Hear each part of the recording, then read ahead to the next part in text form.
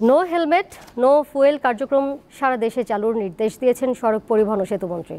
বুধবার রাজধানীর বনানীতে সড়ক পরিবহন উপদেষ্টা পরিষদের প্রথম বৈঠকে এই নির্দেশ দেন তিনি।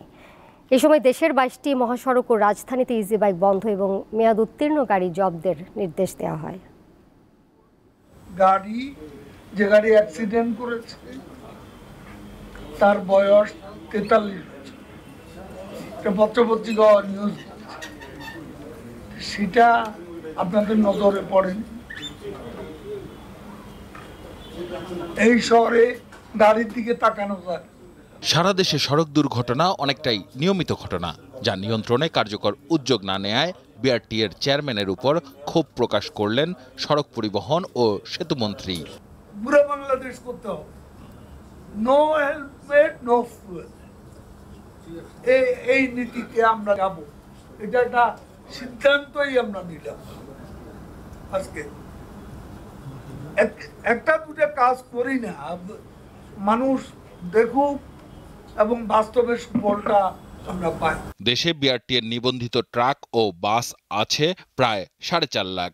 এর বাইরেও সড়কে চলছে মেয়াদোত্তীর্ণ গাড়ি ও ব্যাটারি চালিত অটোরিকশা, যা বন্ধে সরকার উদ্যোগ নিলে সহযোগিতার আশ্বাস দেন পরিবহন মালিক ও শ্রমিকরা। আমি যখনই প্রেসার দিই তখনই করে কি 2 ডিব্বা রং কিনা 500-700 টাকা দিয়া রং মাইরা দিই সেই ভাঙাচুরা 3টার উপরে।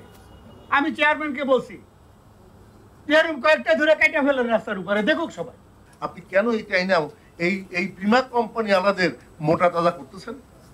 আমি এর আগে হিসাব দিছি, যখন যাত্রী বিমা আমরা বন্ধ করে প্লাস্টিক করে তখন হিসাব দিছি যে 250 থেকে 300 কোটি টাকা তারা বছরে এখান থেকে নেয়, 1 টাকা ফেরত দেয়। সভায় ঢাকার যানজট রোধে ইজি বাইক বন্ধ ও মেয়াদোত্তীর্ণ গাড়ি বাতিল করার সিদ্ধান্ত নেওয়া হয়।